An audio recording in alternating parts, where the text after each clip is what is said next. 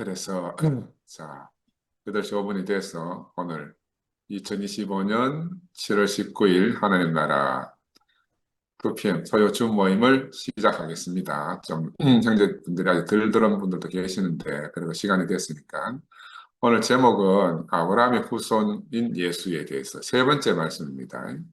소제목은 이제 정하신 땅에 살아야 하는 사람을 가지고 말씀 교제를 하겠습니다. 그 성경 말씀은 지난주 똑같이 아브라함과 다윗의 자손 예수 그리스도의 세계라. 아브라함 이삭을 낳고 여기까지입니다.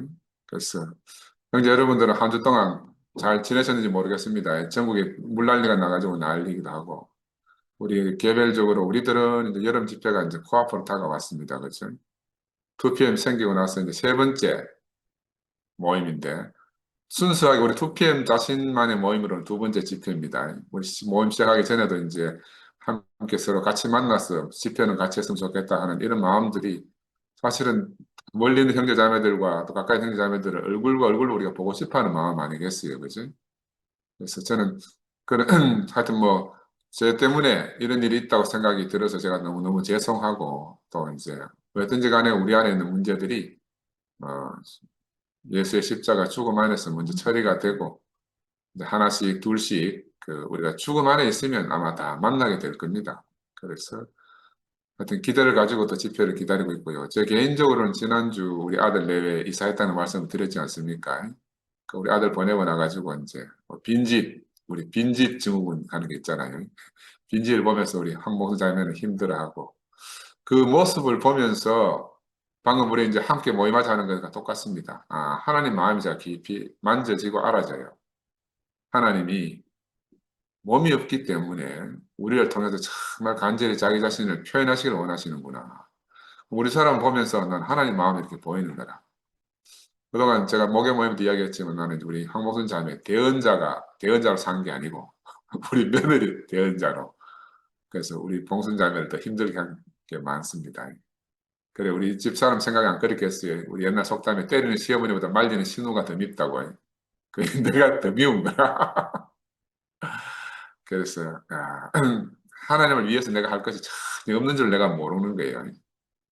왜? 나는 늘 누군가를 위해서 또 무언가를 위해서 그 위한다는 명분 아래 그게 이제 사실은 지나고 나니까 자매도 며느리도 우리 집도 위할 수 없는데 위한다는 명분 아래 제가 하는 많은 것들이 사실은 이스마엘을 낳고 살았구나 하는 이런 생각이 들었어요. 왜냐하면 이제 현실적으로는 이제 며느리가 약한 자로 보이니까 또 근데 사실은 우리 황봉사가 더 약하거든. 진짜 약하고 여린 사람이 봉사자매인 줄 생각지 못하고 내가 이제 나는 또 이제 내하고 난 부부관계니까 내하고 하나니까 뭐 이런 관점에서 늘 대하고 살았었어요. 근데 시간이 지나면서 보니까 아, 그게 아니구나. 하나님 마음이 다시 한번 새롭게 새겨졌습니다. 하나님은 자신의 형상으로 지어진 사람을 통해 가지고 하나님 나라를 가지시러 가신 분이잖아요. 우리가 모임 시작 전에도 이제 기수님이라고 말씀하셨지만 정말 우리보다 더 간절한 마음으로 하나님 나라가 나타나기를 소원하고 계시지 않겠습니까? 그렇죠? 저는 개인적으로 하나님이 우리 곁에 있는 봉순자매를 통해서 나타날 수 있는 것이구나. 그러니까 무엇이 하나님 뜻인가? 알 수 없음에도 내 생각과 내 편견 이런 것들로 나는 이제 늘 하나님 일하시는 것을 방해하고 많이 더 지체했구나 하는 그런 생각이 듭니다. 그래서 성경은 그걸 우리한테 늘 가르쳐 주잖아요. 하나님의 참 뜻과 상관없이 아담은 선악과를 먹고 타락한 인류가 되고 이 타락한 인류는 결국에는 거인족이 되어가지고 자기 생각에 좋을 대로 하는 사람이 됐잖아요. 자기 생각에 좋을 대로 하는 사람이 됐다. 그래 이 사람이 다른 사람이 아니고 바로 내 자신이구나 하는 게 제가 알아지고 있어요.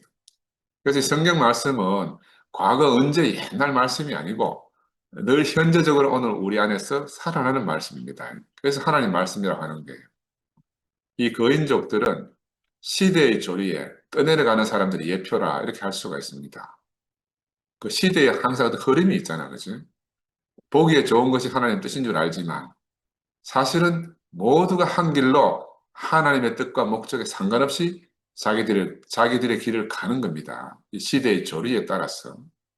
그래서 이 사람들이 바로 문명의 홍수에 떠내려갈 때, 그 시대 문명의 홍수에 떠내려갈 때 하나님은 거기서 노아라는 한 사람을 건지셨잖아요. 그죠?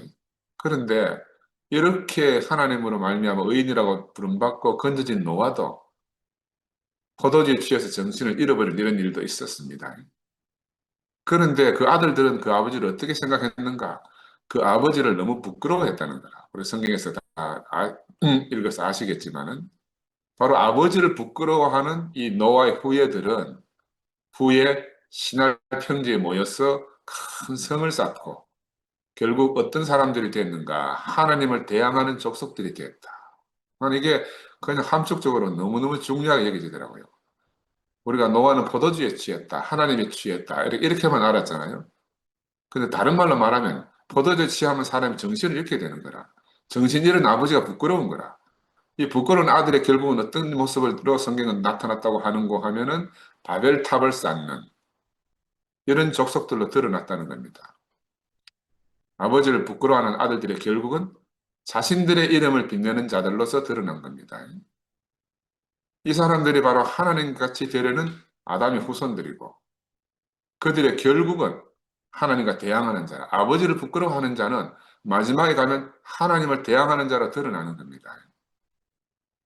하나님은 자신의 영광을 위해서 한 나라, 하나님 나라를 가지시려고 사람을 지었다. 이게 이제 일반적으로 성경을 하나님의 목적 하에서 해석하는 목적론적 관점으로 해석할 때 이렇게 봅니다. 하나님이 하나님 자신의 나라를 위해서 사람을 지었다. 우리도 이런 관점 안에서 인생을 해석해서 지금 이 줌에 모인 겁니다. 그러면 이런 하나님을 인정하지 않는 사람들도 또 있다는 걸 우리 꼭 알아야 됩니다. 이 사람들은 어떤 사람들인가 하면 과학적 기계론, 원인과 결과론적으로 원인이 있어서 결과가 생긴 것이다. 이런 관점에서 생물학적 과정과 물리적 조건의 조합된 결과 지금 사람이 생겼다. 이렇게 보는 사람들이 있는 거예요. 이 진화론자들이거든. 그래서 그런 진화하다 보니 여기까지 왔다. 이런 사람들이 생각할 때는 이 이제 우리 호모 사피엔스는 진화의 결과다. 진화하면서 서로 소통하려는 본성 때문에 언어라는 것이 만들어지고 언어가 만들어지니까 서로 집단을 형성하고 그 집단 형성 서로 소통하며 살다가 문자도 만들어지고 시간이라는 개념도 사람들 속에 생기게 됐다. 시간이 만들어지니까 미래를 상상할 수 있게 된 거예요. 언어를 통해서. 그래서 동물들은 과거도 없고 미래도 없어요. 동물은 정말 현재적으로 살지만 사람만 유일하게 이 언어를 통해서 과거, 현재, 미래를 상상해내게 된 겁니다. 그 미래를 상상하다 보니까 죽음도 알게 된 거라. 인류가 왜 위대해졌는가 하면 죽음을 알게 된 거라. 살아있으면서 죽음을 깨닫게 된 거예요. 그래서 이제 최근에 기원전 10만 년 전부터 이 무덤의 흔적들이 인간이 이렇게 문명화되기 전에도 이미 사후 세계를 상상해서 무덤을 만드는 것들이 발견되고 있어요. 그럼 죽음 이후의 세계는 뭔가? 내세라고 말하잖아요. 그 내세에 대한 불안이 인간 속에 들어온 거라.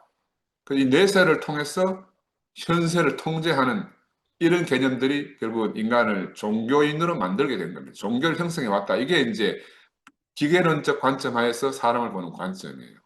그러면 우리가 현실 세계 안에서 이런 종교적 개념이 전혀 없이 단지 휴머니즘, 인간을 사랑하는 휴머니즘을 지향하는 그런 인류의 어떤 부류도 있단 말입니다. 이런 사람들은 휴머니즘을 통해서 인류 공동체를 구성해가지고 우리가 서로 한 마음으로 한 생명을 서로 돕고 살자. 이게 정말 가치 있는 인생이 아니겠나? 이런 사람들도 있는 거라. 그래서 이런 사람들은 신은 다 만들어진 거야. 신은 인간이 상상력을 창조해낸 대상이야. 이렇게 이제 살고 있는 사람들도 있단 말입니다. 근데 이런 사람들도 이제 결국 그들이 도달하고자 하는 관점은 최종적인 목적은 뭔가? 다 하나로 살고 싶은 거예요. 하나로. 이 하나로 살고 싶은데 그 하나로 살려고 하니까 하나로 살게 하는 어떤 힘이 있어야 되고 그 생명력이 존재해야 된다는 것이 우리 기독교인들의 관점이에요. 그 하나님, 근데 이 사람들은 하나님을 대상화시켜서 목적론 하에서 인생을 보는 이 기독교적 관점하고는 이제 이 사람들 거리가 너무 멀지. 우리는 하나님 인생을 창조했다. 이런 목적 하에서 우리가 인생을 보는 거고, 진화론 안에서 인생을 보는 이런 사람들이 있다. 그 우리가 지금 협의의 관점에서는 지금 뭐 2PM하고 함께하고 하나 집회를 하나 하느냐 이런 협의의 생각을 할 게 아니고 세상에는 이렇게 전혀 다른 관점에서 인생을 보는 또 다른 부류가 있다. 더 큰 세계 안에서 우리를 놓고 보는 게 정말 중요하다. 아멘.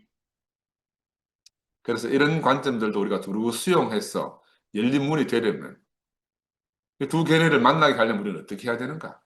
그러면 결국 예수 십자가 안에서 십자가 안에 가면 왜냐하면 이것도 아니고 저것도 아닌 모든 것이 다 해체돼 버리거든요.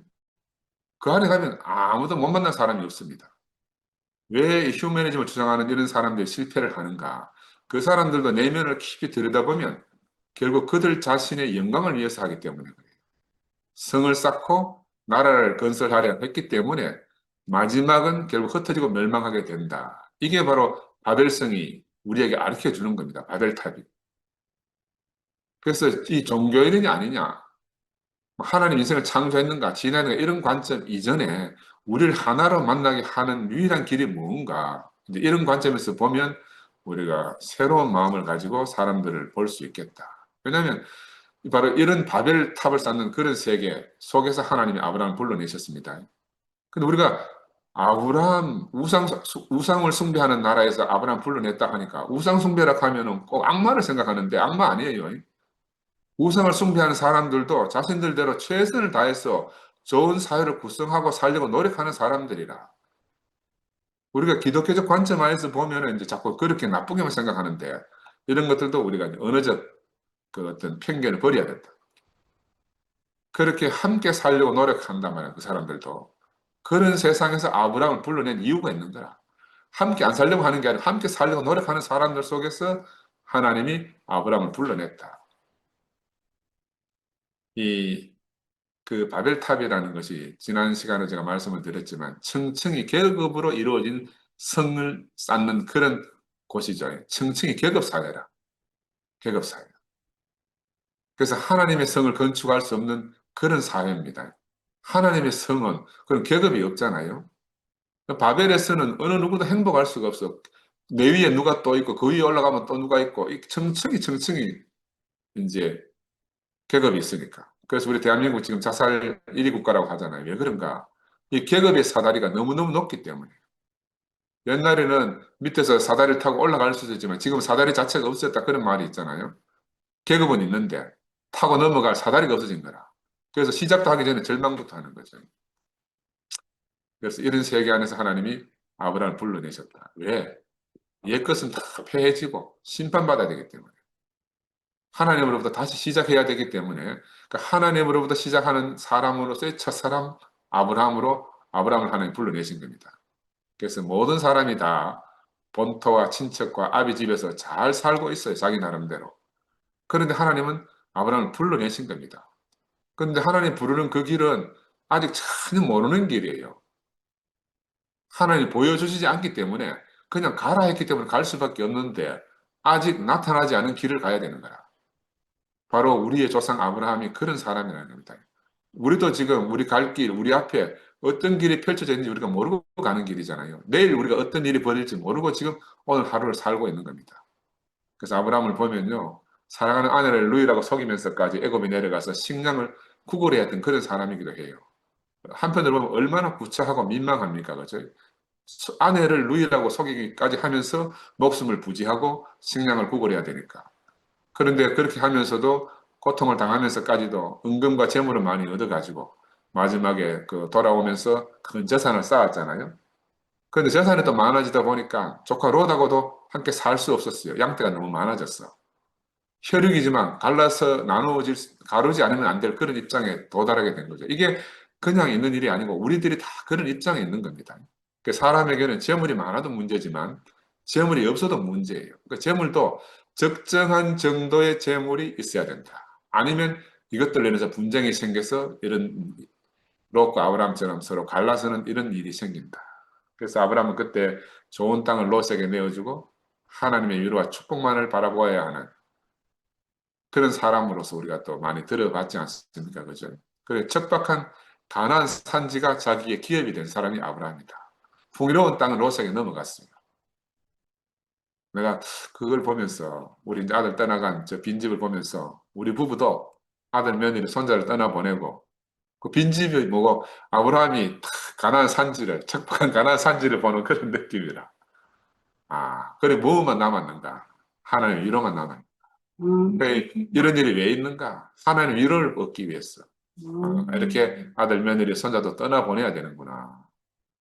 그 조카 롯이 사로잡혔을 때 조카 롯을 아브라함이 가서 구해왔잖아요. 그때 구해올 때 소도망이 아브라함에게 야, 내가 이 모든 전리품을 네한테 다 주겠다. 막 이렇게 막 아브라함에게 막 호의를 베풀 때 아브라함이 극구 사양했습니다. 왜? 하나님 뭐라고 말씀하시는가는 내가 너희 방패다. 내가 너희 큰 상급이다. 우리가 왜 아브라함을 계속 묵상하는가 하면 아브라함은 하나님의 불러 나오신 사람이고 아브라함은 하나님의 위로가 있는 사람이고 아브라함은 하나님 자신이 방패고 하나님이 상급인 사람으로 인생을 산 사람이기 때문에 우리도 바로 그 아브라함 안에서 발견돼야 되기 때문에 아브라함을 깊이 아는 것이 중요합니다. 이 아브라함은 육신의 모든 힘이 다하고 아들을 낳을 수 없게 되었을 때 이삭을 선물로 받은 사람이에요. 아들을 낳을 수 없게 되었을 때. 그는 이제 그 이삭을 낳고 나서 자기 육신의 자랑인 이스마엘을 내보내야 됐잖아요. 양피를 베어서 언약의 증표를 삼고 할례를 받은 후에 이삭을 받았지만 그 이삭을 받으니까 이스마엘을 내보내야 되는 거라. 내 자랑을 다 끝내게 하시고 하나님이 아들 주신 아들을 자기 아들로 이제 이렇게 살 수밖에 없는 그런 아브라함이잖아요. 근데 하나님이 이제 이스마엘 내보내라 할 때는 울며 불며 내보냈는데 나중에 이삭까지 바치라고 하잖아요. 그래서 할 수 없이 이제 하나님께 모리아 산에 가서 이삭을 제물로 드리고 다시 이제 부활의 아들을 얻어서 왔잖아요. 이게 우리가 아는 성경 말씀입니다. 이 아브라함을 통해서 우리는 뭘 깨달아야 되는가 하면 이 사람은 무엇인가 새 것을 얻기 위해서 항상 옛 것과 인연을 끊어야 하는 사람의 대표자다. 구구절절히 우리 인생을 대표하는 사람입니다. 우리도 그냥 새 것을 얻을 수가 없습니다. 옛 것과 끊지 않으면 새 것을 얻을 방법이 없는 거라. 성경은 참 묘한데 성경에 보면 이삭을 제물로 드리고 하나님이 이제 다시 이삭을 돌려보내주던 아브라함에게 그래 아브라함은 이삭을 돌려받고 내려와서 사한 그 종들과 함께 부엘세바에 거하더라. 그래 부엘세바에. 근데 부엘세바에 거하더라 하는 장면 바로 뒤에 23장으로 넘어가면 사라가 127세에 죽었더라. 이런 말이 나와요. 거의 이삭을 선물로 받고 부활 생명의 부활의 아들로 다시 받고 그 사건 뒤에 바로 아브라함이 저거 뭐고 저기 죽은 거라. 사라가. 그래 성경학자들은 왜 죽었는가 사라가. 여러분 왜 죽었겠어요? 사라가 놀라서 죽었다 하잖아. 왜? 아니 저 인간이 100세가 내가 90세가 겨우 얻은 아들인데 내한테 상의도 없이 하나님한테가 제물로 드리려고 했다는 소식을 들으니까 속이 천불이 안 나겠어요. 물론 아들이 다시 살아왔지만 그래서 이제 복장이 터져가 죽었다. 그래서 이제 우리 이삭의 나이를 이때 이제 90세에 사라가 낳았기 때문에 사라가 죽은 날이 127세니까 37살 근방에 이삭이 제물로 드려졌구나. 우리는 지금 이삭을 어린아이 때 아브라함이 잡아가 제물로 드렸다 이렇게 생각하는데 그거 아닙니다. 이미 성인이 다 돼가지고 이삭이 아버지 아브라함을 이길 수 있는 힘을 가진 왜냐 마지막에 올라갈 때 그 제물을 태울 그 장작을 쥐고 올라갔다 그랬잖아, 그렇지? 그래서 나는 왜 이 장면 여러분한테 말씀드리는가 하면 우리 황복순 자매를 생각하고 내가 이 말씀이 생각이 나더라고. 제물로 때리고 나서 사라가 죽었어. 사라가 죽었어. 그 우리 천연적인 우리였다면 끝나야 되는 거야. 그래 보면 아브라함도 끝나고 이삭도 끝나고 지금 사라도 끝난 거야. 야, 하나님께 드려질 때 모든 사람이 끝나는 거예요. 모든 사람이 끝나는 거야. 우리 명수도 나이가 40이라 사실 지금. 그래서 우리 자매 심정. 네? 우리 항공수 자매는 제가 생각해보면 어릴 때 아버지 어머니 함께 못 살았거든. 아버지는 아버지대로 따로 큰 집에 살고 우리 장모님은 따로 이제 돈 벌어가 열심히 아들 먹여 살려야 되니까 돈 번다고 집에 아무도 없는 거라. 그 가족이 함께 사는 데 대해서 남보다 특별한 애착심이 있다고 저는 한 번도 본인이 나한테 이야기는 안 하지만 나는 그렇게 보이더라고. 그 어떻게 보면 옛날에 그랬어요. 교회보다 가족이 먼저다. 내한테 이런 말을 많이 했거든. 거의 가족이 전부를 해도 과언이 아닌 사람이에요. 그래서 집을 지어도 아들하고 함께 살고 싶다 해서 집을 지었는데 그 아들하고 함께 살 수 없게 이제 아들이 나가게 됐잖아요. 가족 해체되는 거라. 그리고 우리 현정의 표현으로 빌리면 가위로 가슴을 찢어내는 그런 심정이 아마 우리 황봉선 자매의 심정이기도 하고 우리 현정의 심정이기도 할 거야. 왜?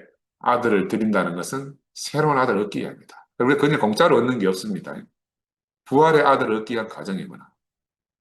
부활의 가족들을 얻기 위한 과정이구나. 근데 이게 이제 하나님께 드린다고 하면 덜 억울하겠는데 우리 며느리 예린이가 황봉선 자매가 스스로 택했잖아요. 자기 손으로 택한 며느리에게 붙여갖고 아들 내보내야 되니까 가슴이 더 아픈 거야. 가슴이 더 아파. 왜?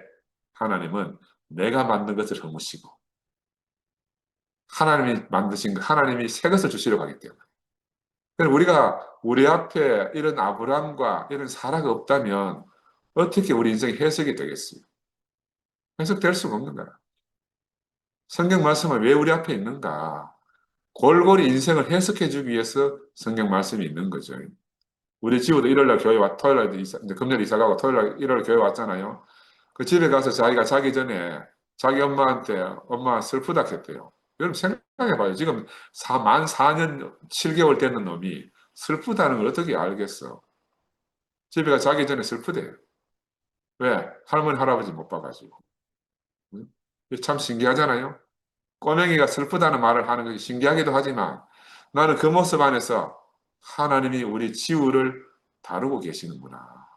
아, 지우도 하나님의 손에 붙잡힌 생명으로 이제 살아가는구나 하는 게 알아지는 거라. 응? 처음에 가창으로 이사 올 때 우리 사람이 전원주택 지어서 안 올라갔거든. 왜? 무섭고 외롭다. 그 총구석에 가서 혼자 어떻게 살겠노?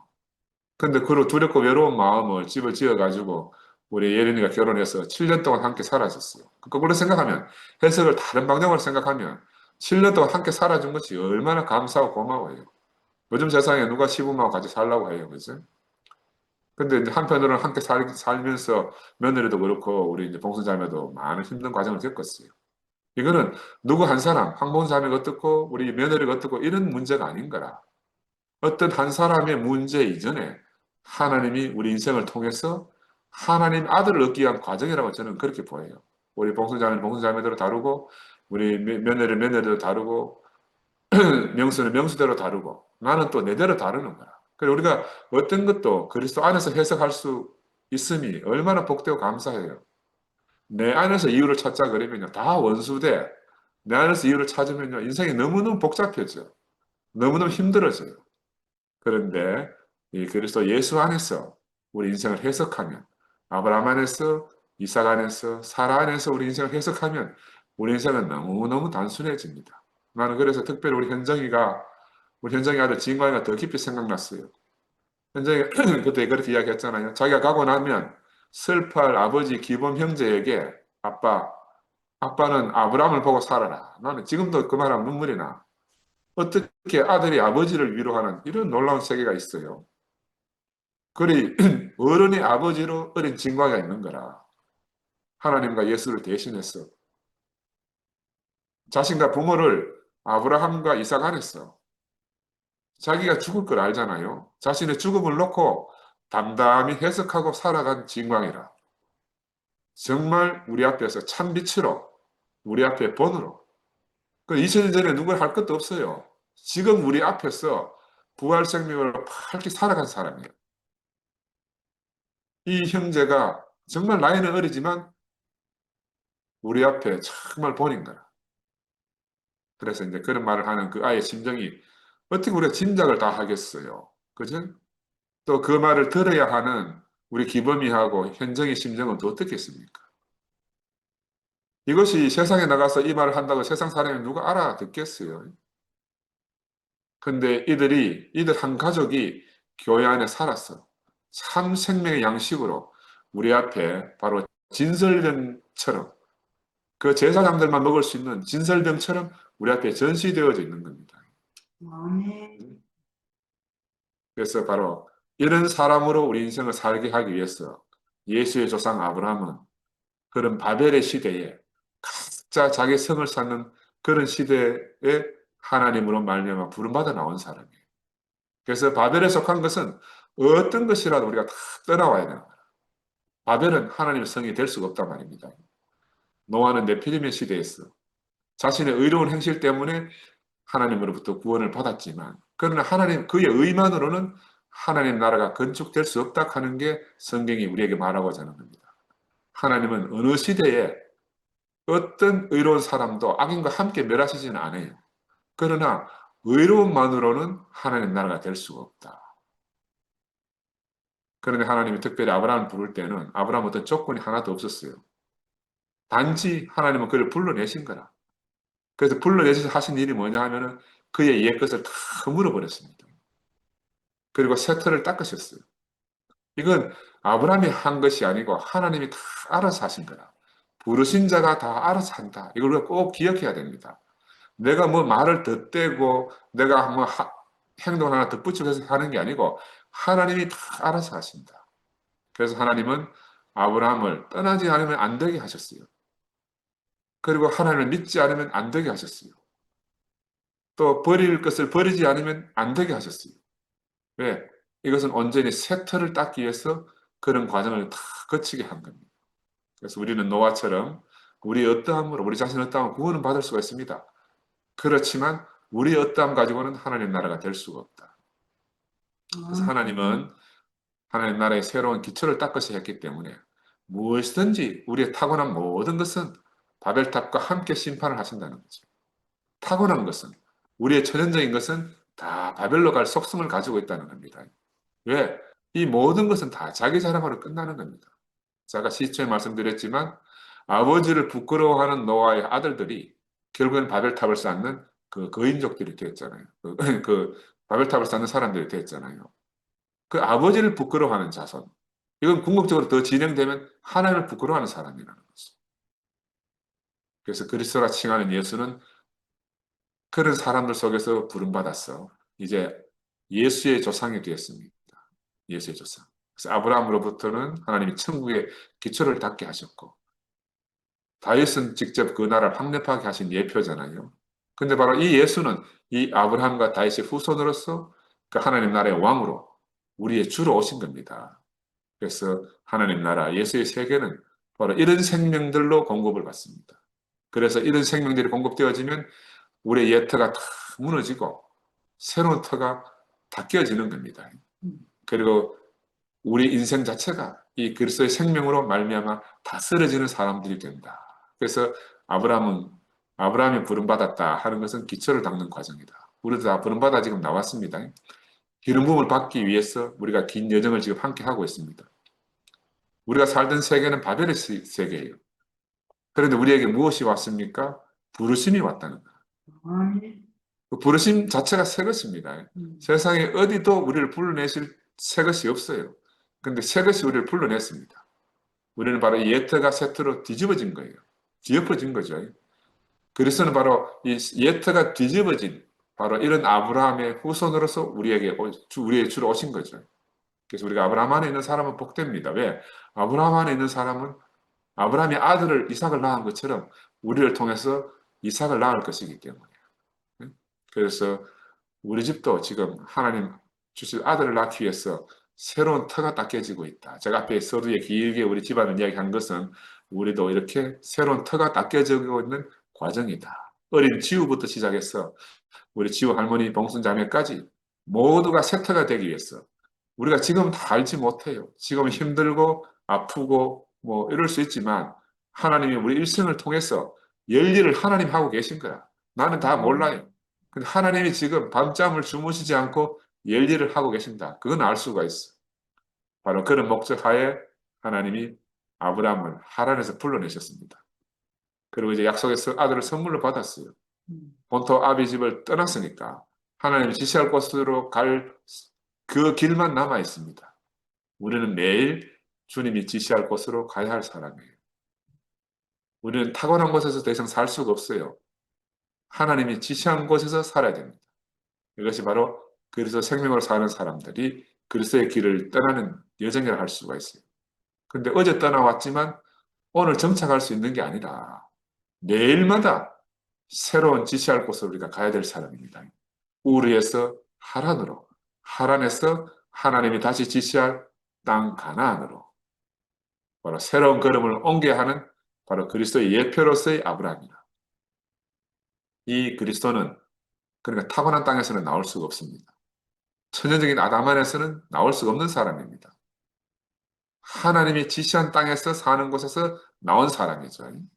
그래서 이 사람을 보고 마태는 성령으로 잉태된 사람이다. 이렇게 하신 거야. 이 사람은 한 곳에 머무를 수 없는 사람이에요. 자신이 살던 땅에서 하나님이 지시한 땅으로 옮겨진 사람입니다. 땅에서 살고 있지만 땅에 속하지 않는 사람이잖아요. 그러니까 그 사람에게서 난 그 생산되는 열매를 보고 마태는 하나님 사람이구나. 하나님 아들이구나.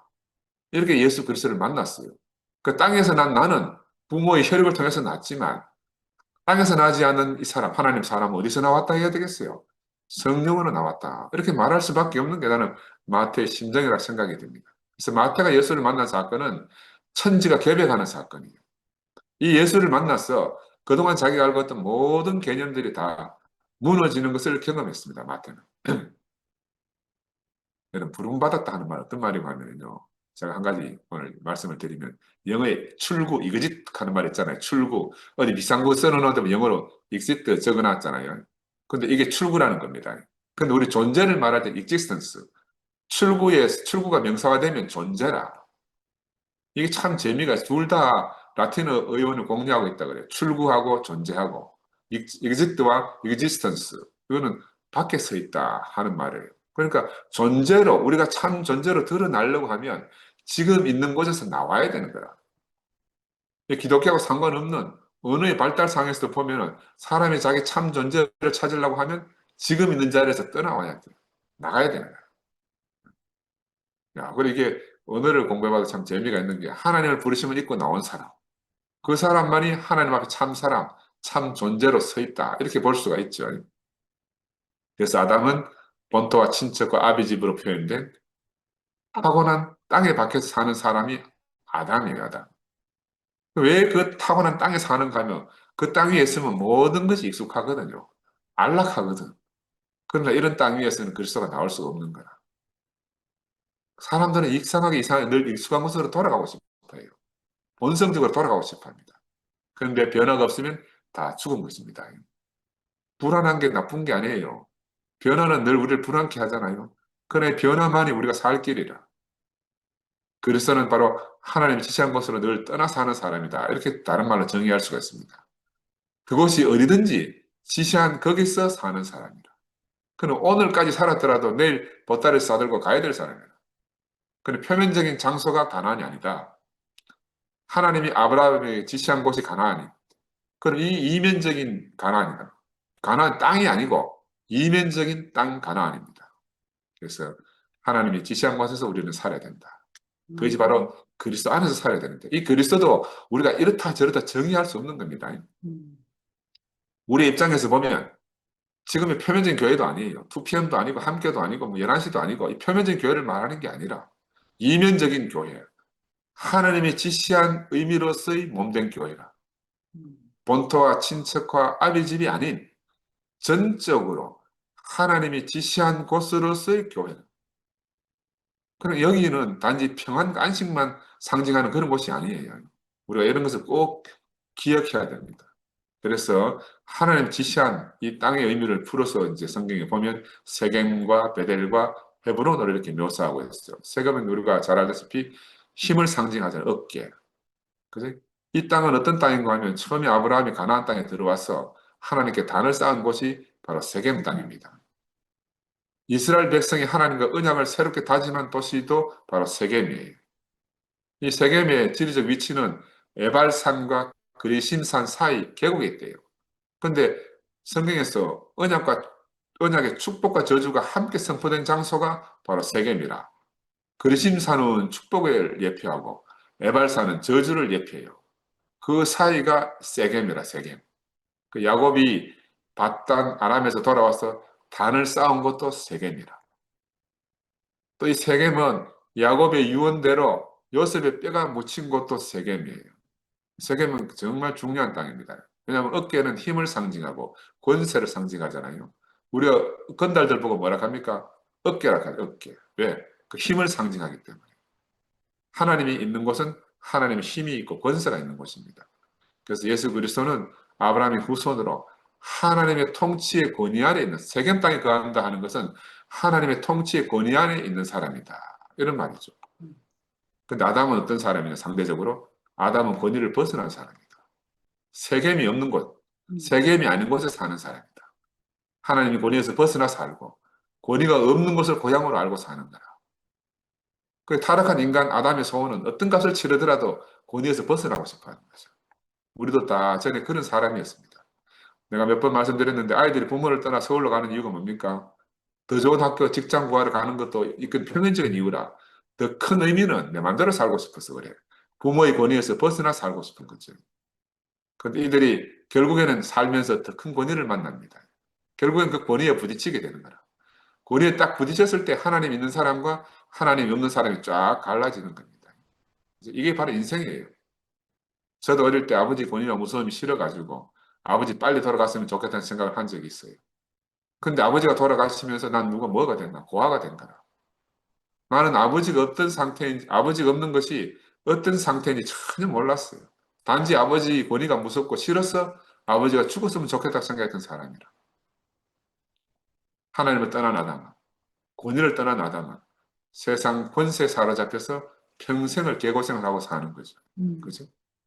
이게 이제 우리가 집 나간 둘째 아들을 통해서 너무너무 잘 알고 있는 예 아닙니까? 인생의 문제는 뭡니까? 내가 집 나간 둘째 아들이라는 걸 모르고 사는 게 인생의 문제라. 왜? 나는 항상 아버지 집에서 아버지를 잘 섬기는 첫째라고 생각하기 때문에. 이게 망조드는 생각이죠. 성경은 역설적입니다. 내가 둘째인 줄 알면 내가 즉시 아버지 집에 돌아갈 수가 있어요. 그래서 내가 아버지 집에 있는 줄 착각하면 나는 영원히 아버지 마음을 알 수가 없는 사람으로 사는 거죠. 이게 얼마나 성경은 패러독스인지 몰라요. 역설인지 몰라. 둘째는 표면적으로 보면 늘 부러잡니다. 그런데 그는 그런 가정을 통해서 아버지 마음을 깊이 만진 사람이에요. 나는 이번 우리 아들이 분가를 했는데 우리 며느리가 바로 이런 과정을 거쳐서 참으로 어머니 마음을 만나는 그런 과정이라고 저는 생각이 들어요. 하나님이 우리 예린이 뜻과 전혀 상관이 없이 우리 봉순자매와 고부간을 만나게 했잖아요. 그 고부간을 하게 때 봉순자매가 알았겠습니까? 우리 며느리가 알았겠습니까? 하나님 하신 일인 줄 모르고 둘은 자기들 대로 한 거지. 그지? 그날은 우리 어머니하고 우리 자매의 관계가 네, 시어머니 나오미와 루스의 관계로 내가 드러났거든, 살면서. 근데 난 우리 며느리를 볼 때도 그래. 우리 며느리하고 봉순 자매도 바로 나오미와 루스의 관계로 아마 하나님이 잘 이끌어 주실 거라 생각이 들어요. 이런 관계 안으로 하나님이 그것이 얼마나 소망이 되는지 몰라. 어? 우리가 하나님 손에 붙들려 있기 때문에 하나님은 항상 우리의 생각 밖에서 우리의 뜻과 계획과 상관없이 일하시는 분이거든요. 아브라함을 끝내시고 이삭을 주시는 분이라. 아브라함이 끝나지 않으면 이삭을 얻을 수가 없는 거예요.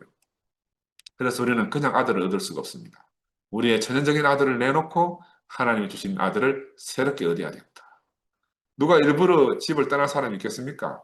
우리의 천성이 권위 앞에 순종하지 못하기 때문에 겪는 과정이죠. 나도 어릴 때부터 지나온 과정을 생각해보면 천성이 늘 권위에 불순종하는 사람이라. 근데 하나님 앞에 서니까 권위신 하나님을 만나니까 한번 하나님을 섬기는 사람을 봤습니다. 하나님을 섬기는 사람을 자세히 보니까 그는 권위를 섬기고 있구나. 권위를 섬기지 않는 사람은 하나님을 모르는 사람이다. 진실로 하나님 아래 있는 사람은 권위 아래 있는 사람이죠. 아멘. 바로 그리스도는 하나님의 권위 아래 있는 사람의 아들입니다. 우리가 그런 사람을 만났어요. 로마서에 보면 각 사람은 위에 있는 권세들에 복종하라 이런 말이 있습니다. 위에는. 바울은 이 말을 하면서 불의의 권위라도 순종하라 이런 말을 했거든요. 왜 이런 말을 했겠습니까? 그 권위가 불의할지라도 불의한지 의로운지 판단할 그런 권한이 내게 없다는 거라. 내 위에 있는 권위는 더 위에 큰 권위 하나님이 심판하신다는 거죠. 나는 할 일이 뭐냐? 단지 내 위에 있는 권위에 순종할 자다. 근데 이건 이제 다른 말로 말하면 그 바울이 이 복음을 전할 때 그 시대는 로마의 권위 안에 있는 세상 권세가 로마잖아요. 괜히 복음을 전하는데 로마하고 붙어가지고 싸우고 대항하다 보면은 참 복음을 전해줄 수가 없으니까 아마 지혜롭게 바울은 위에 있는 권위가 불의할지라도 순종하라 하는 이런 말을 하지 않았나 나는 그런 생각을 해요. 왜? 복음 전파하는 게 더 급선무지 불의의 권위를 심판하는 게 더 급선무가 아닌 거라. 근데 우리가 살다 보면 이런 걸 착각할 수가 있다니까. 눈앞에 보이는 불의를 심판하려 하다 보면 참 복음을 전하는 본분을 망각할 수가 있는 거예요. 그래서 바로 바울이 이렇게 말하고 전도하는 바람에 그리스도 교인들과 유대인들 사이에서 갈등이 생기고 이 그리스도 교인들이 유대인들이 뭐라고 비난해? 이것도 수정주의자다. 민족의 해방은 전혀 원하지 않고 수정주의자다. 변절자다. 이렇게 해서 나중에 이제 갈라져 나오게 되는 거라. 유대교와 기독교인들이. 하여튼지 권위에 순종하는 사람은요. 화평이 있습니다. 그 상대의 옳고 그름을 판단할 자격이 내게 있는 것이 아니라는 걸 알기 때문에 내가 화평이 깨질 수가 없어요. 근데 이게 내게 있는 줄 알면은 이 사람은 화평할 수가 없는 거라. 그 우리가 일부러 뭐 내 화평을 깰 일이 없잖아요. 필요 없는 것들로 내 안식을 해칠 이유가 전혀 없는 거라. 모든 것은 하나님이 알아서 하실 것이다. 이게 세겜, 우리가 거할 땅, 아브라함이 꼭 거해야 할 땅이 세겜이라는 걸 상징하는 겁니다. 두 번째 떡지 베델인데 하나님이 지정하신 떡이 있다 그래요. 왜 하나님 지시한 곳에 살아야 되는가? 양식을 먹어야 되고 하나님 주신 떡을 먹어야 되니까. 잘 먹는 사람이 건강하게 잘 살잖아요. 옛날에 우리 후배 하나가 먹고 죽은 귀신 때깔도 좋다는 말 환자 보호자한테 했다가 기싸대기 맞은 적이 있어. 그 말도 골라가면야 돼. 근데 다른 말로 말하면 그만큼 먹는 것이 중요하다 하는 거죠. 하나님의 떡을 먹는 사람이 바로 하나님으로 사는 사람입니다. 제사장들은 진설병을 먹습니다. 예수는 하늘로서 오는 산떡을 먹으라고 말씀하셨어요. 떡을 먹는다 하는 것은 그 떡에 참여하는 거잖아요. 우리가 한 떡을 뗀다 하는 것은 한 떡에 참여하기 때문이잖아요. 우리가 한 떡이신 그리스도 안에 참여하는 거죠. 떡을 먹는 사람은 그 떡의 힘으로 사는 거라. 그 떡의 힘으로. 그래서 예수를 먹는 사람은 예수로 삽니다. 하나님을 먹는 사람은 하나님으로 살게 돼요. 그래서 우리는 늘 우리 앞에 있는 떡을 먹고 삽니다. 그러니까 우리 앞에 있는 형제 자매가 얼마나 소중하겠어요.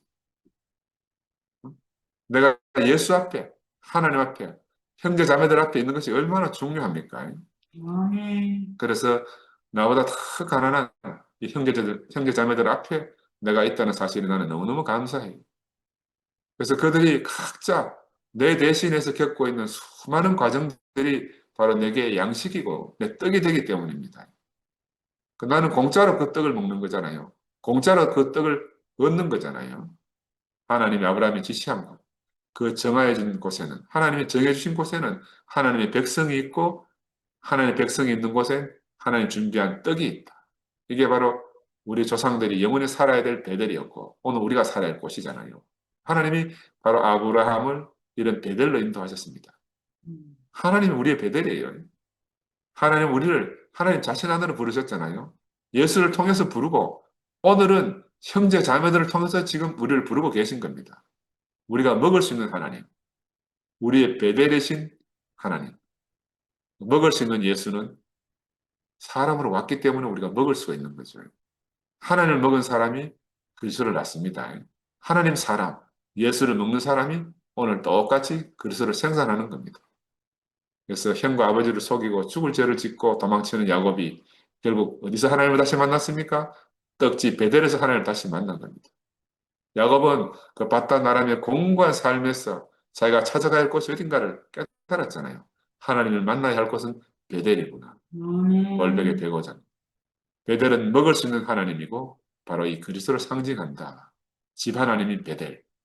떡 하나님이신 떡집 하나님.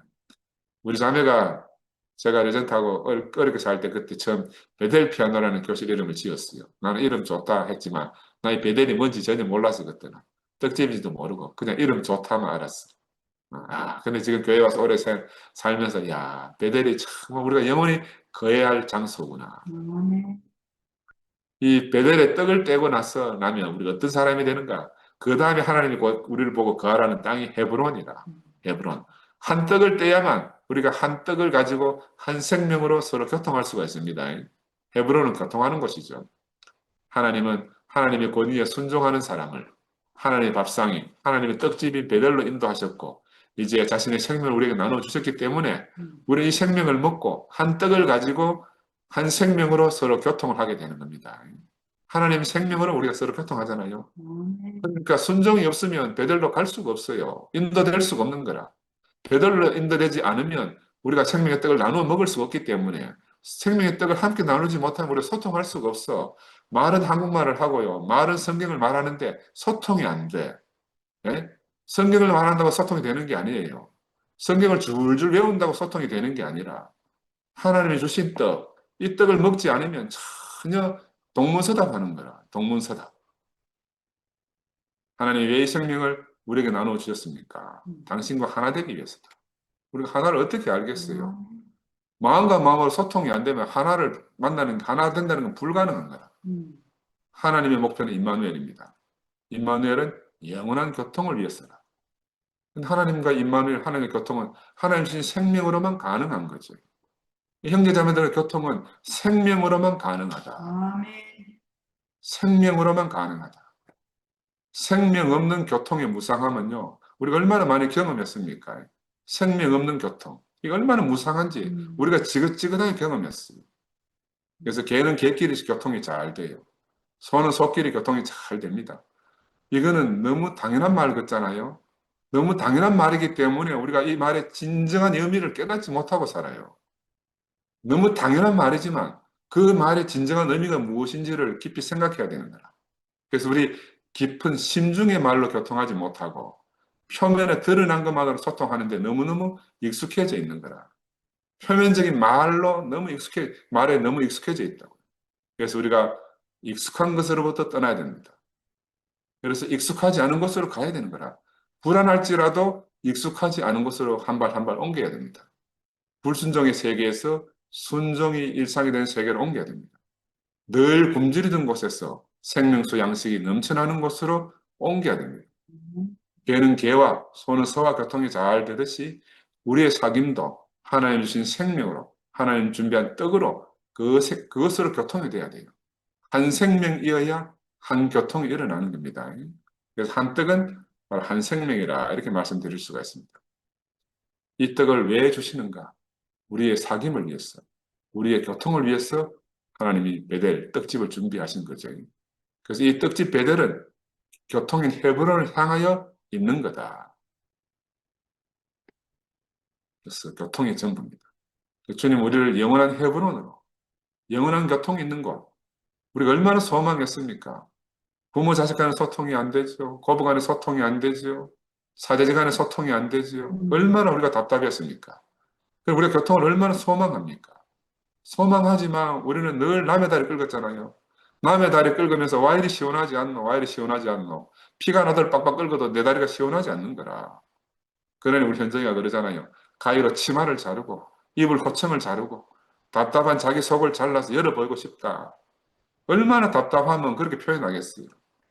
근데 우리가 이 2PM이 아니면 이런 심중의 고통을 어떻게 나누고 살겠습니까?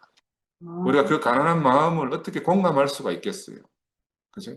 세겜 땅이고 떡집이고 헤브론인 그리스도의 몸된 교회. 이 2PM이 우리 현실 안에서 하나님이 지정해서 우리를 부르신 곳입니다. 나는 이곳이 우리가 영원히 살 곳이라고 생각이 들어요. 하지만 또 내일 하나님 우리를 다른 곳으로 부르시면 우리는 또 떠나야 될 사람이다. 그러니까 이 2PM은 고정된 땅이 아니에요.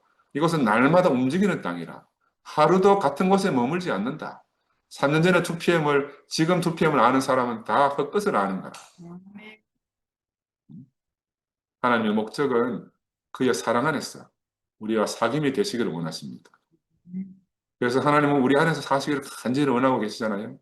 우리의 생명 되시기를 원하고 계신 겁니다. 한 생명으로 영원히 헤브론이 되시기를 원하는 겁니다. 하나님과 사람이 교통하는데 전혀 막힘이 없기를 간절히 바라고 있어요. 저는 이 하나님 마음이 내게 이식이 돼가지고 내 아들에게, 내 며느리에게, 내 손자에게도 나는 똑같은 마음이 흘러가고 있음을 내가 내 자신을 봐요. 아, 언제 내가 이런 마음이 있었나? 나는 이런 마음이 없는 사람이거든. 근데 하나님 마음이 내게 흘러왔어. 그래서 이 마음이 또 누군가에 흘러가는 거야. 그러니까 하나님 마음이 표현되는 이 하나님 나라가 얼마나 감사한지 모르겠어. 음. 내 마음이 하나님 마음이고, 하나님 마음이 내 마음이 표현되는 것. 이게 바로 우리 두 편, 하나님 나라입니다. 그죠? 그래서 아멘. 그리스도는 헤브론을 통해서 나옵니다. 교통을 통해서 나온다. 그 말입니다. 우리는 이 교통을 통해서 매일마다 아들을 낳습니다. 하나님과 사람의 완전한 연합 속에서 그리스도가 나오는 걸 우리가 늘 보고 살잖아요. 특별히 요즘 죽음 모임에서 죽음을 넘어선 연합의 생명이 흘러나온 것을 우리가 다 보고 누리지 않습니까? 그죠? 그리고 이걸 보면서 야, 이번 여름 집회도 또 뭔 일이 생길 조짐이 아닌가 하는 이런 생각이 드는 거라. 아브라함은 하나님이 지시한 그 땅에서 살아야 하는 사람입니다. 거기는 세겜과 베델과 헤브론이 있는 곳입니다. 그게 다른 말로 그리스도를 낳을 수 있는 곳이다. 그 말입니다. 그리스도를 낳을 수 없는 땅은 하나님과 상관이 없는 땅이에요. 아브라함은 그런데 흉년이라는 이유로 하나님 지시할 땅을 떠났어요. 근데 아브라함이 그것을 떠날 때마다 애굽으로 내려갈 때마다 큰 수모를 당하고 뼈를 깎는 고통을 당하고 돌아왔습니다. 아브라함은 무슨 연고인지 모르지만 하나님 지시한 땅만 떠나면 고통과 파멸이 오는 거라.